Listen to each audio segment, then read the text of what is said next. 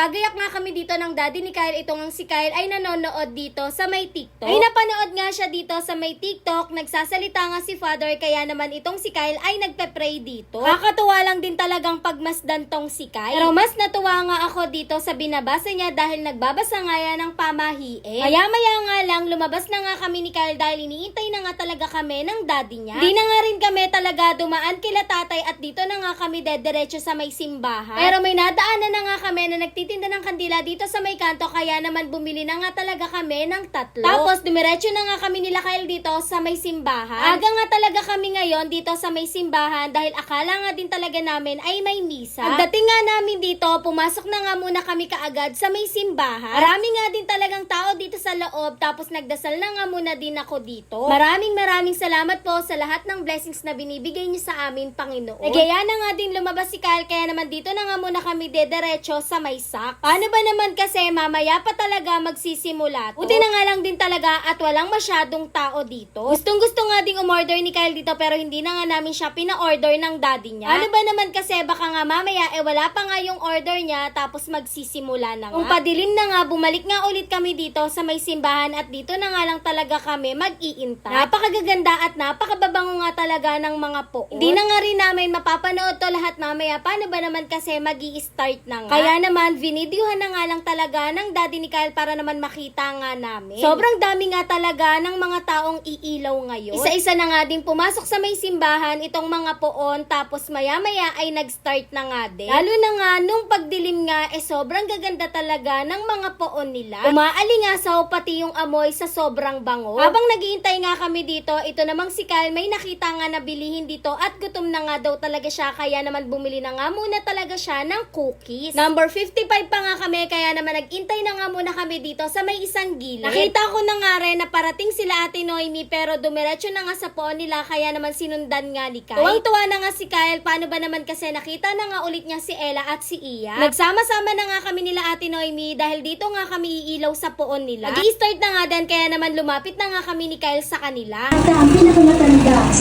at nangangasim at si Santa Marta ang laging handang maglingkod sa Panginoong Hesus. Santa Veronica ay isang maalamat na Hudeo-Kristyanong babae na pinaniniwalaan sa nagpunat.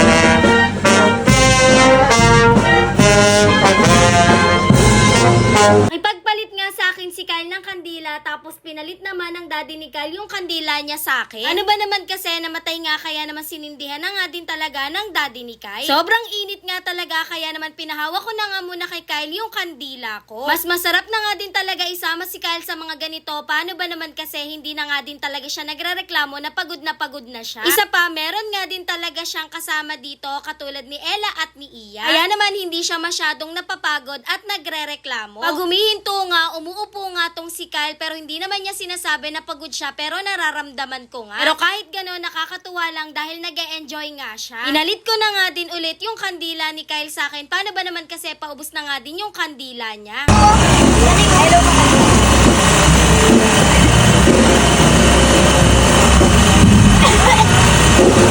Buti nga din talaga at hindi nagpapabuhat si Kyle sa daddy niya dahil kasi dati nagpapabuhat talaga yan. Natay na nga muna ni Kyle yung kandila niya, pero maya-maya nung huminto nga tapos nakita niya na may nakatulis na kandila sa may gilid, sinindihan na nga din niya. Yung sa daddy nga ni Kyle, ubus na dahil hindi niya talaga pinapatay yun. Gusto niya din kasi talagang malaman kung hanggang saan nga itatagal nung kandila dito sa nilakad namin. Yun lang, thanks for watching, bye-bye!